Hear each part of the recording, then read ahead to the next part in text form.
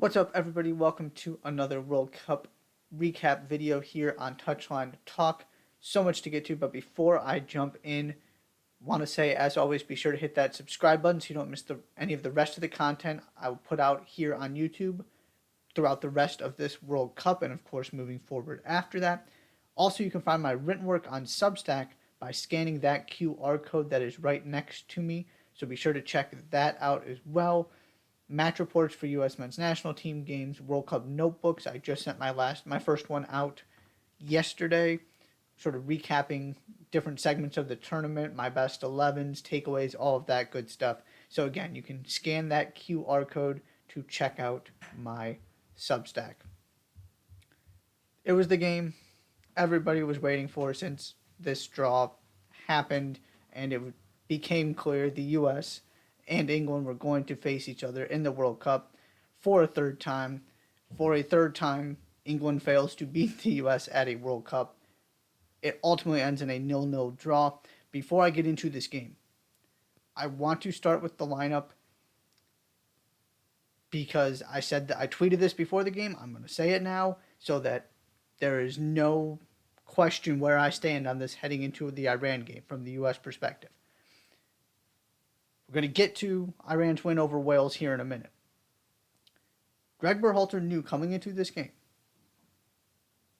a win over Iran was going to be needed to get out of the group stage unless the U.S. won this game.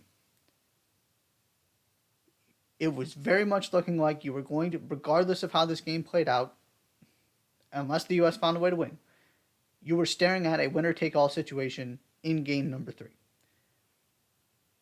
That was going to be the game because of the way that this all played out and the ramifications of that head-to-head matchup. You knew that going in. Gregg Berhalter still chose to put out what should be characterized as a first-choice 11.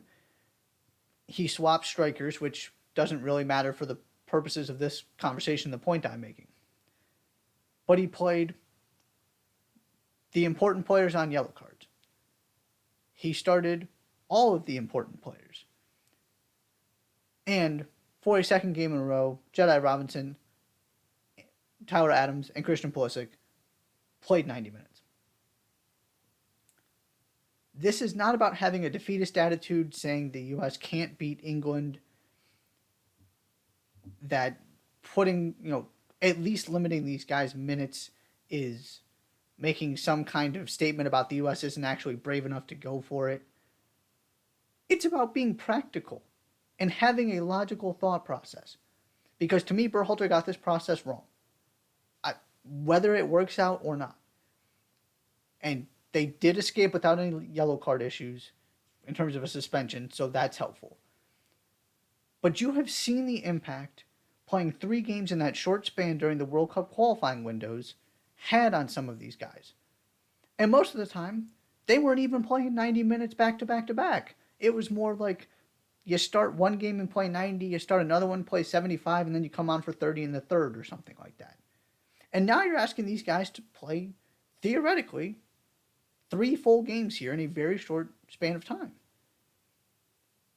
There was just no need to expend this much energy with key players in a game that mattered so little in terms of the ultimate goal of this team, which Gregg Berhalter keeps saying this, to get to tournament number 2, to get to the knockout stage. I don't care that it's England. And I also trust the other players on this U.S. team to come in and do more or less what happened in this game. Now, would they have been able to put in this kind of performance if 5 changes had been made? Maybe not. I still would have started Jedi Robinson because, to me, he is the most important player on this team. Maybe you can make an argument for Tyler Adams. I would have started Adams and taken him off. And maybe I would have started Pulisic. I certainly wouldn't have played him all 90 minutes. I would have had a plan going in that those guys are not getting, whatever happens, those guys are not getting to the end of this game. Unless you are trying to hold on to a 1-goal lead, then maybe we can have a conversation. But that was never where we got to because nobody scored a goal. I also would have started Brendan Aronson, whether that was for Weston McKennie, who was, by the way, spectacular in this game. That's not a knock on McKennie, just a injury concern, yellow card concern situation. I would have started Brendan Aronson because this game is made for Brendan Aronson. This is what he does in the Premier League against these players every single week. And he came on, was not anywhere near as impactful as he was against Wales. But I will argue that's in part because he just didn't have time to get into this game. I would have started him. Maybe none of this ends up mattering. But all I'm going to say is that I made this point now. I will not be surprised at all if this team looks tired against Iran. And I am very much concerned that this decision is going to be one of the defining factors if this team ends up failing to qualify because they don't beat Iran. You knew the situation going in. You knew how important that third game was. I'm assuming all these guys are going to start again because then you have some real questions to ask and some real explanations that Berhalter has to give as to why he chose to start these guys knowing he had a winner-go-home game coming up next if he wasn't going to start them all 3 games. Again, maybe I'm blowing this out of proportion and they come in and put in a third phenomenal performance in a row and beat Iran and it kind of becomes irrelevant. But until that actually happens, I'm going to keep banging the drum on this. Because I tweeted it immediately when I saw that lineup, and I was not the only one thinking this way. It's not about you're not trying to win. It's about understanding and behaving in a way where you're not expecting 3 90-minute performances from all of your key players. So into the game itself, I mean, the U.S. were brilliant.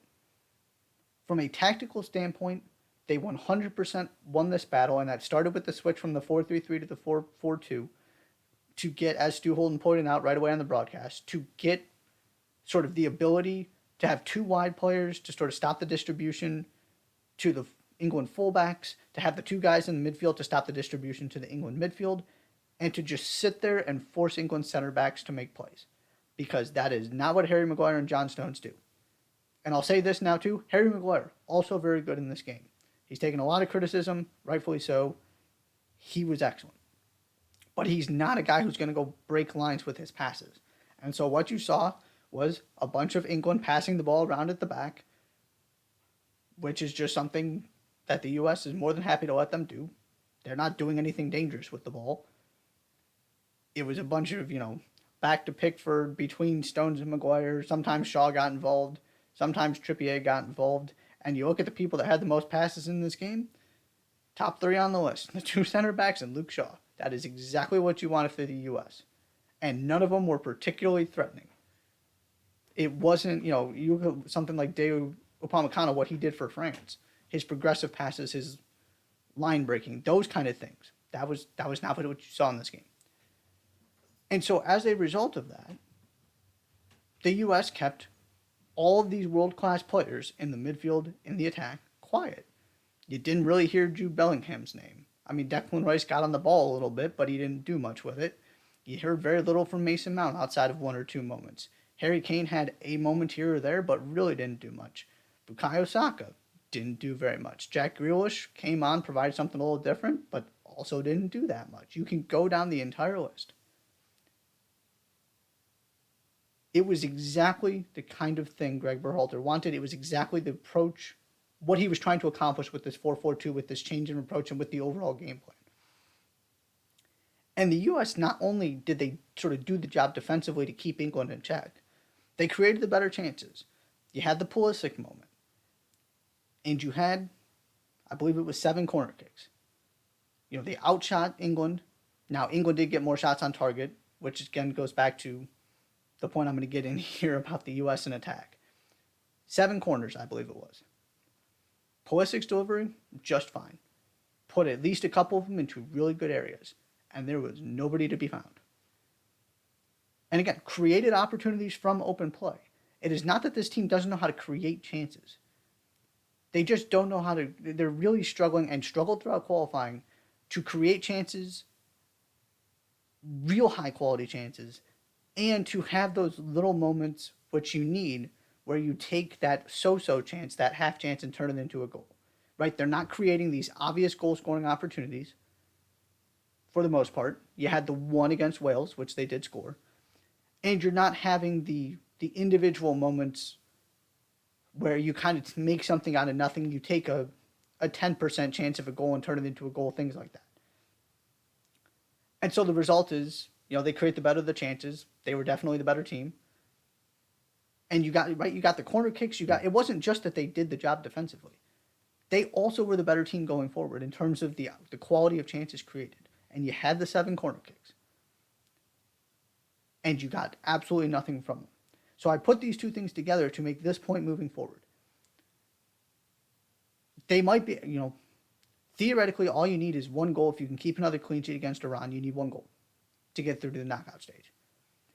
And even if we're talking about 2026, to go from team that can make the round of 16, maybe the quarterfinals, to team that can actually make the semifinals, can make a deep run in this tournament, either they have to get much better in the final third, which I don't see happening anytime soon, or you got to make set pieces part of the equation.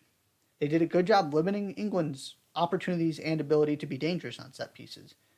But there is just, and right, this is a story during qualifying, no threat off of those set pieces, and it was not a delivery issue in this game.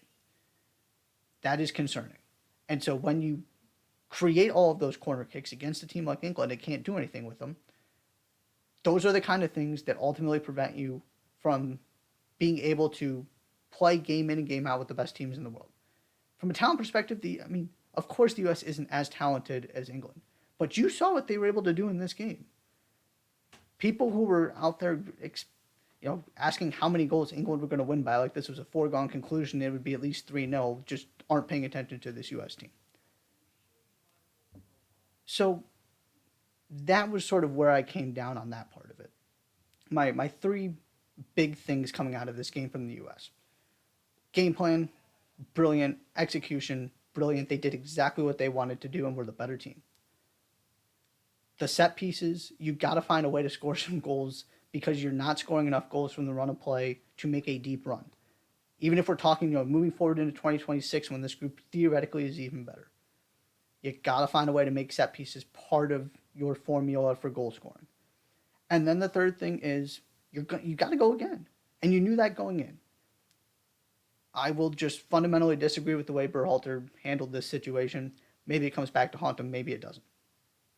On the England side, the only real thing I want to mention here is this game once again showed, like I said after the Iran game, it's not like all of these offensive issues just disappeared overnight and all of a sudden England are dynamic and scoring 3 goals a game. It was a combination of set pieces, crosses, and just horrible Iran defending. It was a perfect storm. They're going to do that every once in a while. But for England to, finally win a tournament and not just get to a semifinal, get to a final, they just never showed any kind of interest in really flipping the switch and going forward offensively. Now, maybe that was just a plan to come out with a point because ultimately they're in a good position. But I expected to see something more than what we saw offensively.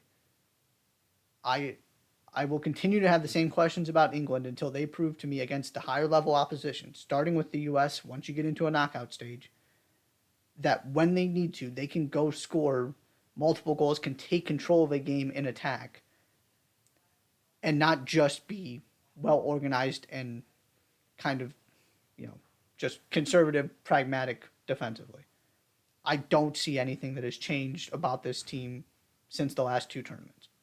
And this game was another example of why. Moving on to the other game in this group, I mentioned Iran's win over Wales in terms of the context of what it means for the U.S. moving forward. Much, much, much better performance from Iran. This is much closer to the team that they actually are. Maybe it was just a bad day against England. Maybe everything that is going on in Iran and kind of all of the tension, the emotional toll that all of this is taking, just the emotional side of this, maybe that impacted them in that first game and they just kind of weren't all there, which would be totally understandable. Just, thoughts are elsewhere and not completely focused. And if you're not completely focused, England can rip you apart. This was really good Iran. This was best fourth team in a group, possibly Iran. This was Iran that has a chance to get out of the group stage, Iran. And Wales, again, offering nothing in attack, just like for the most part they did against the U.S. And I went to bat for this Wales team saying they are built for major tournaments, and I still believe that. However, if they can't create anything on the counter, they are in huge trouble. You saw it against the U.S., where the U.S. were able to just pin them in without sacrificing any kind of position or, those transition opportunities. And you saw the same exact thing with Iran.